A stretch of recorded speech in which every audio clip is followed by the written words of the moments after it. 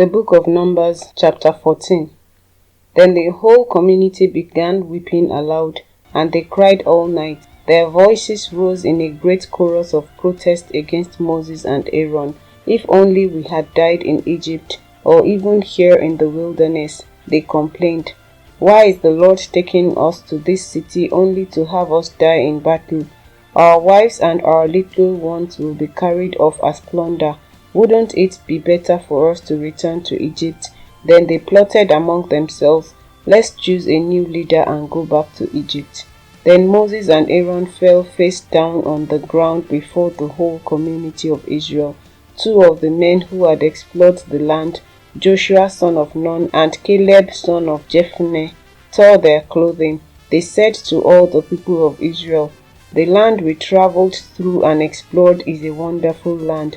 And if the Lord is pleased with us, he will bring us safely into that land and give it to us. It is a rich land flowing with milk and honey.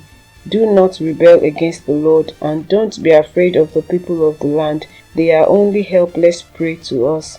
They have no protection, but the Lord is with us. Don't be afraid of them. But the whole community began to talk about stoning Joshua and Caleb. Then the glorious presence of the Lord appeared to all the Israelites at the tabernacle, and the Lord said to Moses, how long will these people treat me with contempt? Will they never believe me, even after all the miraculous signs I have done among them? I will disown them and destroy them with a plague. Then I will make you into a nation greater and mightier than they are. But Moses objected. What will the Egyptians think when they hear about it? He asked the Lord. They know full well the power you displayed in rescuing your people from Egypt. Now if you destroy them, the Egyptians will send a report to the inhabitants of this land, who have already heard that you live among your people. They know, Lord, that you have appeared to your people face to face, and that your pillar of cloud hovers over them. They know that you go before them in the pillar of cloud by day and the pillar of fire by night. Now if you slaughter all these people with a single blow, the nations that have heard of your fame will say, the Lord was not able to bring them into the land he swore to give them, so he killed them in the wilderness. Please, Lord, prove that your power is as great as you have claimed, for you said, the Lord is slow to anger and filled with unfailing love, forgiving every kind of sin and rebellion. But he does not excuse the guilty. He lays the sins of the parents upon their children. The entire family is affected, even children in the third and fourth generations. In keeping with your magnificent, unfailing love, please pardon the sins of these people, just as you have forgiven them ever since they left Egypt. Then the Lord said, I will pardon them as you have requested, but as surely as I live, and as surely as the earth is filled with the Lord's glory, not one of these people will ever enter that land. They have all seen my glorious presence and the miraculous signs I performed both in Egypt and in the wilderness. But again and again they have tested me by refusing to listen to my voice. They will never even see the land I swore to give their ancestors. None of those who have treated me with contempt will ever see it. But my servant Caleb has a different attitude than the others have. He has remained loyal to me, so I will bring him into the land he explored. His descendants will possess their full share of that land. Now turn around and don't go on toward the land where the Amalekites and Canaanites live. Tomorrow you must set out for the wilderness in the direction of the Red Sea. Then the Lord said to Moses and Aaron, how long must I put up with this wicked community and its complaints about me? Yes, I have heard the complaints the Israelites are making against me.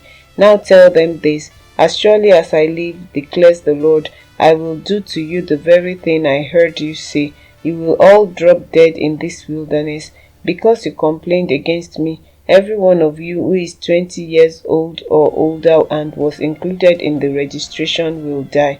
You will not enter and occupy the land I swore to give you.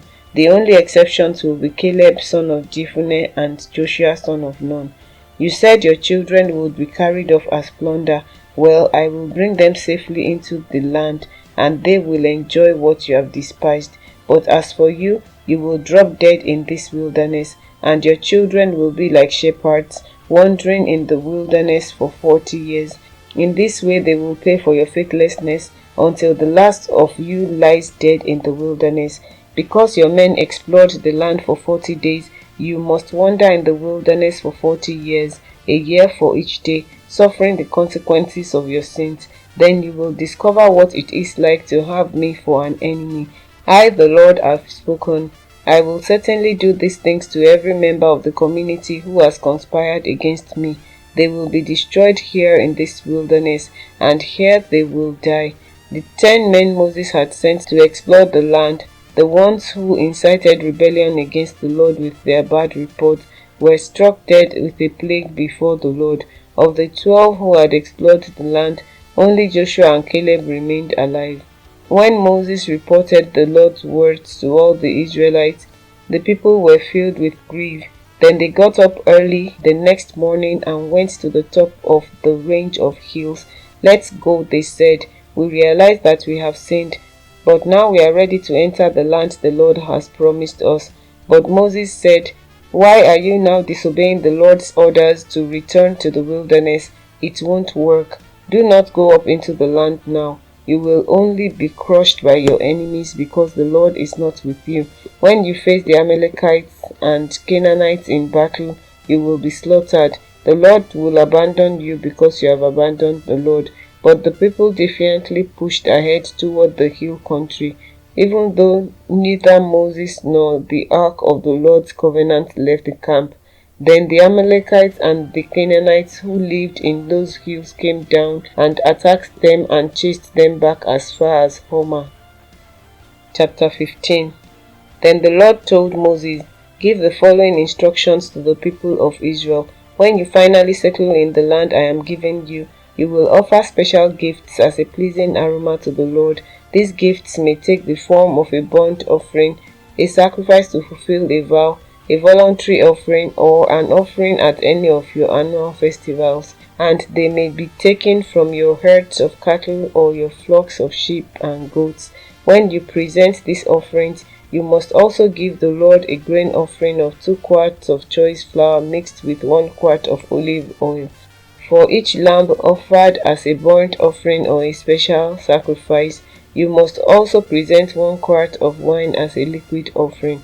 If the sacrifice is a ram, give a grain offering of 4 quarts of choice flour mixed with 1/3 of a gallon of olive oil, and give 1/3 of a gallon of wine as a liquid offering. This will be a pleasing aroma to the Lord. When you present a young bull as a burnt offering or as a sacrifice to fulfill a vow or as a peace offering to the Lord, you must also give a grain offering of 6 quarts of choice flour mixed with 2 quarts of olive oil, and give 2 quarts of wine as a liquid offering.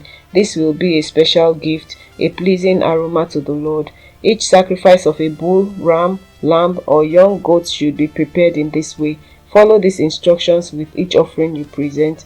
All of you native-born Israelites must follow these instructions when you offer a special gift as a pleasing aroma to the Lord. And if any foreigners visit you or live among you and want to present a special gift as a pleasing aroma to the Lord, they must follow these same procedures. Native-born Israelites and foreigners are equal before the Lord and are subject to the same decrees. This is a permanent law for you to be observed from generation to generation. The same instructions and regulations will apply both to you and to the foreigners living among you." Then the Lord said to Moses, "Give the following instructions to the people of Israel. When you arrive in the land where I am taking you, and you eat the crops that grow there, you must set some aside as a sacred offering to the Lord. Present a cake from the first of the flour you grind, and set it aside as a sacred offering, as you do with the first grain from the threshing floor. Throughout the generations to come, you are to present a sacred offering to the Lord each year from the first of your ground flour. But suppose you unintentionally fail to carry out all these commands that the Lord has given you through Moses, and suppose your descendants in the future fail to do everything the Lord has commanded through Moses. If the mistake was made unintentionally and the community was unaware of it, The whole community must present a young bull for a burnt offering as a pleasing aroma to the Lord. It must be offered along with its prescribed grain offering and liquid offering, and with one male goat for a sin offering. With it, the priest will purify the whole community of Israel, making them right with the Lord, and they will be forgiven, for it was an unintentional sin, and they have corrected it with their offerings to the Lord, the special gift and the sin offering. The whole community of Israel will be forgiven, including the foreigners living among you, for all the people were involved in the sin. If one individual commits an unintentional sin, the guilty person must bring a 1-year-old female goat for a sin offering. The priest will sacrifice it to purify the guilty person before the Lord, and that person will be forgiven. These same instructions apply both to native-born Israelites and to the foreigners living among you. But those who brazenly violate the Lord's will, whether native-born Israelites or foreigners, have blasphemed the Lord, and they must be cut off from the community. Since they have treated the Lord's word with contempt and deliberately disobeyed his command, they must be completely cut off and suffer the punishment for their guilt. One day, while the people of Israel were in the wilderness, they discovered a man gathering wood on the Sabbath day.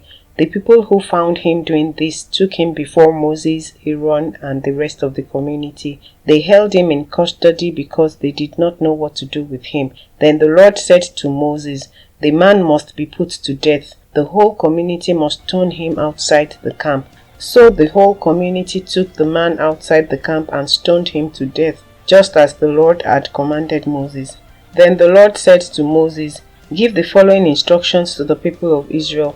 Throughout the generations to come, you must make tassels for the hems of your clothing and attach them with a blue cord. When you see the tassels, you will remember and obey all the commands of the Lord instead of following your own desires and defiling yourselves as you are prone to do.